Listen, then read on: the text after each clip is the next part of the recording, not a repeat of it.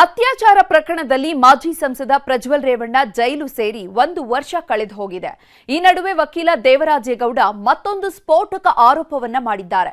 DCM DKShi ವಿರುದ್ಧವೇ bomb ಸಿಡಿಸಿದ್ದಾರೆ.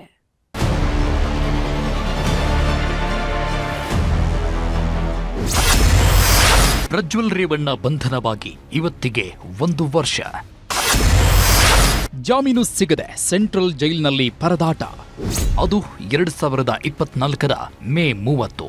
ಇಡೀ ದೇಶದಾದ್ಯಂತ ಭಾರೀ ಸಂಚಲನ ಸೃಷ್ಟಿಸಿದ್ದ ಅತ್ಯಾಚಾರ ಪ್ರಕರಣದಲ್ಲಿ ಮಾಜಿ ಸಂಸದ ಪ್ರಜ್ವಲ್ ರೇವಣ್ಣ ಅರೆಸ್ಟ್ ಆದ ದಿನ ಅಂದ್ರೆ ಇವತ್ತಿಗೆ ಬಂಧನವಾಗಿ ಬರೋಬ್ಬರಿ 1 ವರ್ಷವಾಯಿತು.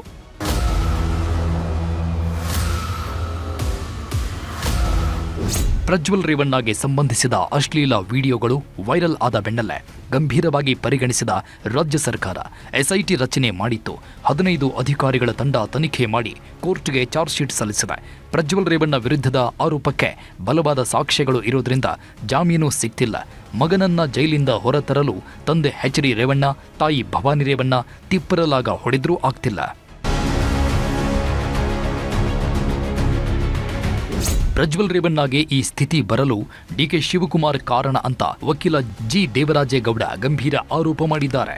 ದೇವೇಗೌಡ ಕುಟುಂಬವನ್ನು ಮುಗಿಸ್ಬೇಕನ್ನೋ ಒಂದೇ ಒಂದು ಕಾರಣಕ್ಕೋಸ್ಕರ ತಮ್ಮ ಸಾಮ್ರಾಜ್ಯಕ್ಕೆ ಲಗ್ಗೆ ಇಟ್ಟಂತ ಯಾರು ಹೇಳಿ ಡಾಕ್ಟರ್ ಮಂಜಾತ್ ದೇವೇಗೌಡ ಅಳಿಯ ಅವರು ಲಗ್ಗೆ ಇಟ್ಟು ಅನ್ನೋ ಕಾರಣಕ್ಕೋಸ್ಕರ ಅವ್ರ ಕುಟುಂಬ ಮುಗಿಸಕ್ಕೆ ಹೋದ್ರಲ್ಲ. ನನ್ನ ಕೈಲಿ ನೀವು ಅಲ್ಲಿ ದೇವೇಗೌಡ ಜೆಡ್ ಪ್ಲಸ್ ಸೆಕ್ಯೂರಿಟಿ ತೆಗ್ಸೋದಕ್ಕೋಸ್ಕರ ನೀವು ಡಿ ಕೆ ಶಿವಕುಮಾರ್ ಅವ್ರ ಅಪ್ಲಿಕೇಶನ್ ಹಾಕ್ಸಿದ್ರಲ್ಲ. ಅವ್ರ ಕುಟುಂಬದಲ್ಲಿ ಇಷ್ಟೆಲ್ಲ ಅಕ್ರಮ ಅನ್ಯಾಯ ಆಗ್ತದೆ, ಕುಟುಂಬದಲ್ಲಿ ತಪ್ಪಾಗ್ತದಲ್ಲಿ ರೇವಣ್ಣನವರ ಅಲ್ಲಿ ಇಷ್ಟು ಅಕ್ರಮ ಆಗ್ತದೆ, 1000 ಕೋಟಿ ಹಗರಣ ಆಗ್ತದೆ ಅಂತೇಳಿ ನಾನು ಡಿ ಕೆ ಶಿವಕುಮಾರ್ ಕುರಿತು ಡಾಕ್ಯುಮೆಂಟ್ಸ್ ಕೊಟ್ಟಾಗ ಅವತ್ತಕ್ಕೆ ರೇವಣ್ಣ ಮೇಲೆ ಕ್ರಮ ತಗೊಳ್ಳಿಲ್ಲ ನೀವು? ಇನ್ನು 1 ವರ್ಷದಿಂದ ಜೈಲಿನಲ್ಲಿರುವ ಪ್ರಜ್ವಲ್ಗೆ ಜೈಲಿನ ವಾತಾವರಣ ಹೊಂದಾಣಿಕೆಯಾಗ್ಬಿಟ್ಟಿದೆ. ಮೊದಲು ಜೈಲಿನ ಅಧಿಕಾರಿಗಳಿಗೆ ಸಿಬ್ಬಂದಿಗೆ ಆವಾಜ್ ಹಾಕಿ ಓಡಾಡ್ತಿದ್ದ ಪ್ರಜ್ವಲ್ ಈಗ ಸೈಲೆಂಟ್ ಆಗಿದ್ದಾರೆ. ವಿವಿಐಪಿ ಭದ್ರತಾ ಸೆಲ್ 3ರಲ್ಲಿ ಇರುವ ಪ್ರಜ್ವಲ್ ರೇವಣ್ಣಗೆ ನಿತ್ಯ ಮನೆಯಿಂದ ಊಟ ಬರ್ತಿದೆ. ವಾರಕ್ಕೆ 2 ಬಾರಿ ಮನೆಯಿಂದಲೇ ನಾನ್ ವೆಜ್ ಊಟ ವ್ಯವಸ್ಥೆ ಇದ್ದು ದೈಹಿಕವಾಗಿ ಮತ್ತು ಮಾನಸಿಕವಾಗಿ ಚೆನ್ನಾಗಿದ್ದಾರಂತೆ. ವಾಕಿಂಗ್, ಯೋಗ ಮಾಡ್ತಾ ನ್ಯೂಸ್ ಪೇಪರ್, ಪುಸ್ತಕಗಳನ್ನು ಓದುತ್ತಾ ಜೈಲಿನಲ್ಲಿ ಸಮಯ ಕಳೆಯುತ್ತಿದ್ದಾರೆ. ಮಾಡಿದ್ದುಣ್ಣೋ ಮಹಾರಾಯ ಎಂಬ ಗಾದೆ ಮಾತಿನಂತೆ ಮಾಡಿದ ತಪ್ಪಿಗೆ ಜೈಲಿನಲ್ಲಿ ಮುದ್ದೆ ಮುರಿಯುವಂತಾಗಿದೆ.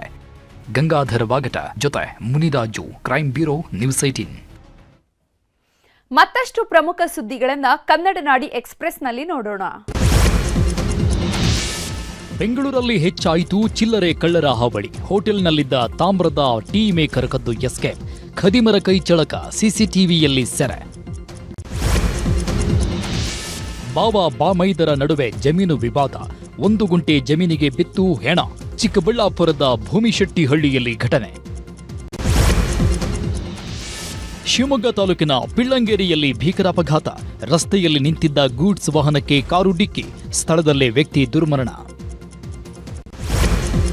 ಬೆಂಗಳೂರಲ್ಲಿ ಹೊರ ರಾಜ್ಯದ ಯುವತಿಯ ದುಂಡಾವರ್ತನೆ. ಆಟೋ ಚಾಲಕನಿಗೆ ಚಪ್ಪಲಿಯಲ್ಲಿ ಥಳಿತ. ಗಾಡಿ ಟಚ್ ಆಯಿತು ಅಂತ ಕಿರಿಕ್ ತೆಗೆದು ಹಲ್ಲೆ.